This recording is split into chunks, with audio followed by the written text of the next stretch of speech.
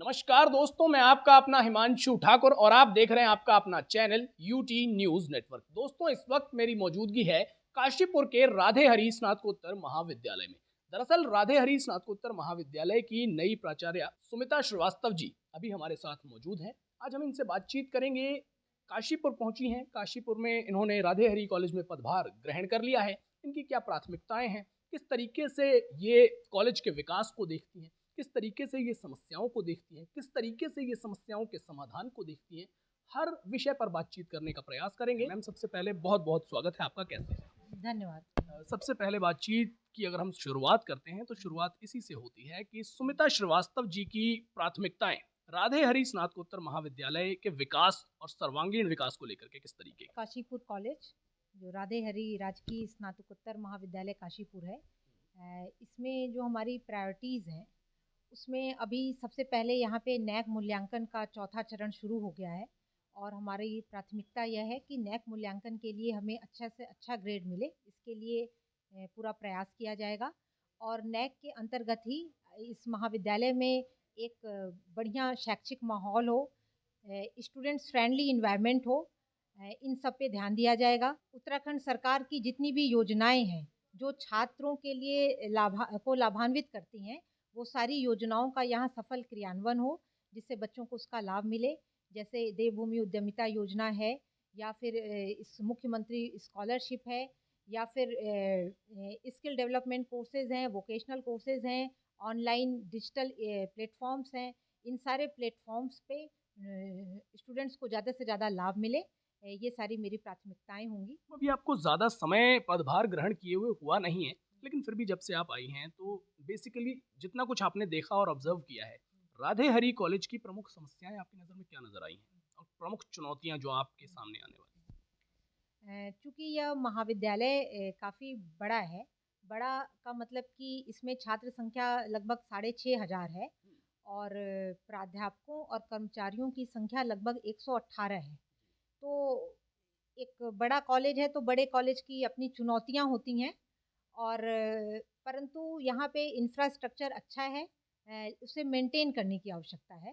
क्योंकि यह government college है तो प्राचार्यों का स्थानांतरण होता रहता है, जिससे बीच में थोड़ी सी व्यवस्था अवरुद्ध हो जाती है कभी-कभी, परंतु स्थायी प्राचार्य के होने पर वो सारी चीज़ों का संज्ञान लिया जाएगा और उसमें जो भी समस्याएं हैं, जो यहाँ के इंफ्रास्ट्रक्चर में जो सुधार है, जो निर्माण कार्य चल रहे हैं, वो गुणवत्तापूर्वक निर्माण कार्य हों, और कर्मचारियों की समस्या और सबसे बढ़कर जो छात्रों की बातें हैं उसको सुना जाएगा और उन सब के सहयोग से आगे बढ़ते हुए, और जो हमारे उच्च अधिकारी हैं उनका निर्देश लेते हुए यूजीसी के अनुसार इस कॉलेज को आगे बढ़ाया जाएगा। बड़ा कॉलेज है। अब आपने छात्रों की समस्याओं की भी बात की है। जब भी छात्र संघ चुनाव आते हैं तो सबसे पहले जो छात्र नेता मुद्दा उठाते हैं वो हमारे इस कॉलेज में यही मुद्दा उठाते हैं कि हर एक डिपार्टमेंट्स में सीट्स की बढ़ोतरी हो, सीट्स की बढ़ोतरी हो। इसको लेकर के खूब हल्ला बोल किया जाता है। आपकी नज़र में क्या है सीट्स की बढ़ोतरी का ये मसला? मैंने जो यहाँ की रिपोर्ट देखी है, उस रिपोर्ट में अभी तक हमने ये पाया है कि जितनी सीट है उस सीट के बदले उतना प्रवेश हो नहीं रहा है। और यह केवल इस कॉलेज का ही नहीं हाल है, बल्कि हर जगह ही जो राजकीय महाविद्यालय हैं, हर जगह ही उच्च शिक्षा में ये आ रहा है कि जो ट्रेडिशनल कोर्सेज हैं उसकी तरफ बच्चे नहीं जा रहे हैं, बल्कि वो प्रोफेशनल कोर्सेज जहाँ भी होते हैं वहाँ वो जाते हैं। तो इससे छात्र संख्या में गिरावट भी आती है। तो अगर ये देखा जाएगा कि अगर वो सीट पहले से फुल हो रही है और ज़्यादा सीट चाहिए, तो हम निश्चित ही उसकी डिमांड करेंगे। और बल्कि 3 विषयों में यहाँ एमए नहीं है, संस्कृत में, एजुकेशन में और होम साइंस में, तो उसके लिए भी प्रयास किया जाएगा।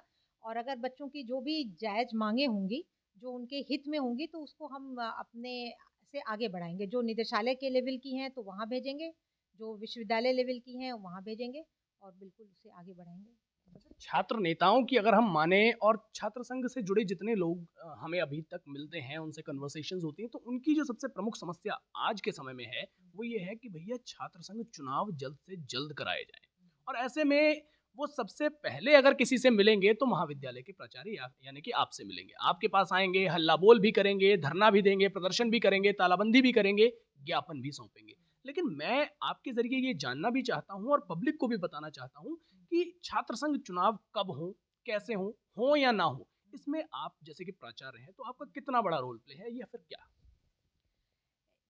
हमारे माननीय उच्च शिक्षा मंत्री डॉक्टर धन सिंह रावत जी का और उनकी जो पूरी टीम है, उस टीम में हम लोग भी शामिल हैं। उसमें एक उन्होंने मिशन रखा है कि एक प्रवेश, एक परीक्षा, एक चुनाव, एक दीक्षांत समारोह।